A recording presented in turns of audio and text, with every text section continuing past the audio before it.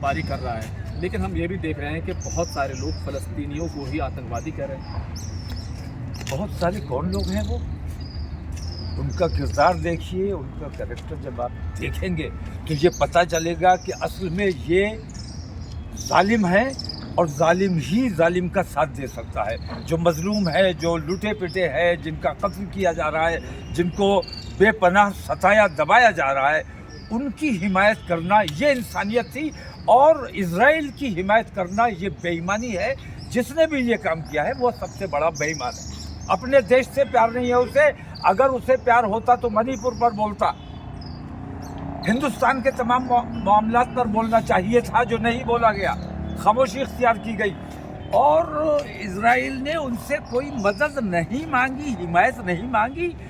भिखारियों की तरह उनको जाके हिमायत देते हो, बदले में बंदरगाह लेते हो। अडानी को बंदरगाह क्यों दी गई है, इजराइल ने क्यों दी है, ये तहकीक की बात है। ये आप लेकिन तमाम मैं ज़्यादा एक सवाल और भी है, क्या यहूदियों को वहाँ पर बसने का हक नहीं? ये बड़ा सवाल जो है इस वक्त चर्चा हो रही है। जिस तरह से यहूदी भी पहले वहाँ रहते थे, अब फ़लस्तीनी वहाँ रहते हैं, तो अब ये जो टकराव है, ये कहाँ से निकाले गए, यहूदी कहाँ से निकाले गए? उन फिलिस्तीनियों ने तो इन्हें ज़मीन दी, इनको ठहराया। ये तो भागे हुए थे, निकाले हुए थे। तो फिलिस्तीन ने इनकी मदद की इंसानियत के नाते, और इन्होंने उनकी ज़मीन पर, उनकी जायदाद पर, उनके तमाम मामलात पर कब्ज़ा किया। नाजायज़ काबिज़ हैं, ये अतिक्रमणकारी हैं, आतंकवादी हैं।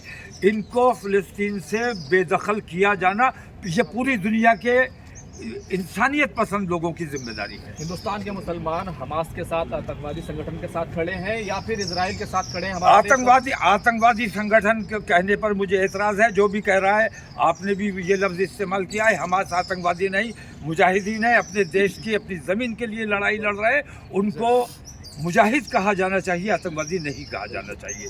आतंकवादी असल में इजराइल है, और इजराइल चूँकि बहुत दौलतमंद है, तो दौलतमंद की सब चमचागिरी करते हैं। ये काम हिंदुस्तान भी कर रहा है। अमेरिका वहाँ बम भेज रहा है और इजराइल वहाँ बमबारी कर रहा है। अमेरिका के पास रास्ता क्या है इसके अलावा? अमेरिका मोहताज है इजराइल का। मजलूम की मदद की जानी चाहिए, और मजलूम के साथ जो नहीं खड़ा है उसका हिसाब बहुत जल्द होगा इंशाअल्लाह।